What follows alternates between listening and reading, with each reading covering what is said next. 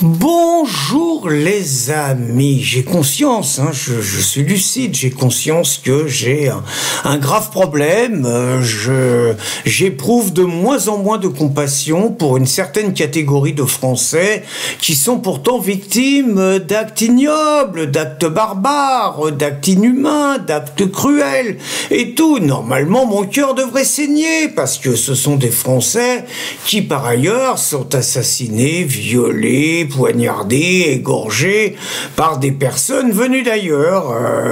Je fais les efforts, je vous assure. Par exemple, quand Jean Ducyne, ça doit remonter à 4-5 ans, Jean Ducyne c'est un saint, un ancien directeur d'école, membre de l'éducation nationale, un fonctionnaire qui a œuvré toute sa vie pour que l'école soit égalitaire, autrement dit plus personne sait lire et écrire, qui a continué après sa retraite à être président d'un centre d'accueil pour migrants à Cherbourg. Et le mec est un saint homme, il se fait massacrer, poignarder, assassiné par un de ses anciens protégés, un Afghan de 21 ans. Vous savez, ces mecs que Sandrine Rousseau dit que c'est mieux qu'ils soient en France plutôt qu'ils restent en Afghanistan, parce que comme ça, l'État français peut les surveiller. Vous voyez, normalement, mon cœur devrait saigner et tout. Et je vous avoue, je suis pas fier de moi.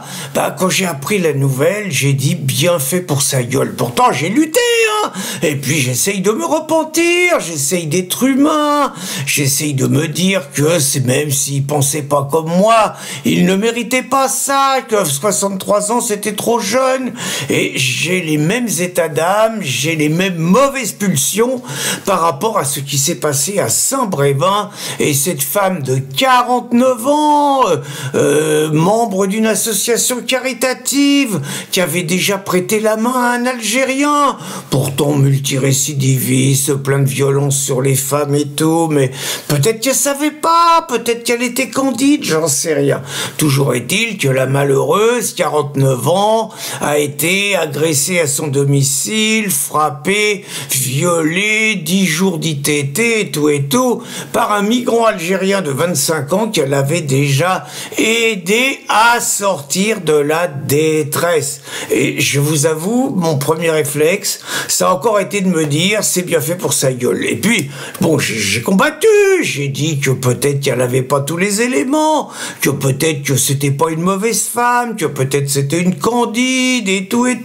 Mais il n'empêche que je peux pas m'empêcher de me dire que c'est d'abord ce genre de personnes qui nous impose quand même des dizaines, des centaines de milliers de clandestins africains qui mettent notre sécurité en danger quand même à cause d'eux, quoi. Que c'est sans doute ce genre de personnes qui nous traitent de racistes, qui nous traitent de fachos, qui nous traitent de nazis parce que nous on n'en veut pas et encore moins dans les campagnes. Et puis je peux pas m'empêcher de me dire, je vous ai donné 5 exemples là, que c'est à cause de ce genre de personnes si un monsieur de 75 ans qui était dans ce hall d'immeuble et qui voyait des racailles africaines d'origine, peut-être nées en France, sans doute de nationalité française, qui fumaient leur chichon dans le hall de son immeuble, qui leur a fait une remarque, qu'on a pris plein la gueule, qui s'est même fait voler sa canne, allons-y. Alors il l'annonce en pronostic vital engagé, autrement dit le mec va mourir. Je peux pas m'empêcher de me dire que c'est à cause de personnes comme Jean Ducyne ou de cette brave personne de 49 ans de Saint-Brévin, de Saint-Herblain que ça va arriver.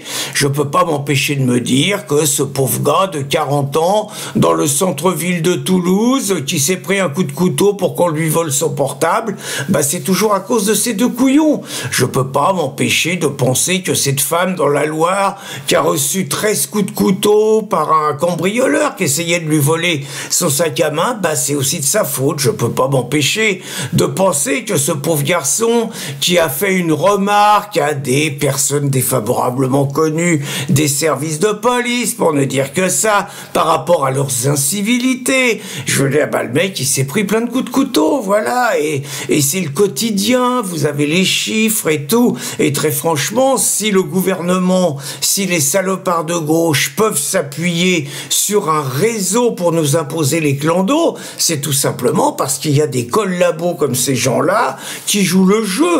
pour des avantages en nature, pour des avantages matériels, par idéologie, je m'en fous. Mais toujours est-il que c'est eux qui me mettent en danger. C'est eux qui mettent en danger les gens que j'aime, c'est eux qui mettent en danger mes enfants, c'est eux qui mettent en danger mes petits-enfants, c'est eux qui me font quelque part ronger d'inquiétude tous les jours en me disant il peut arriver à un des miens ce qui arrive à des milliers de Français tous les jours, voilà.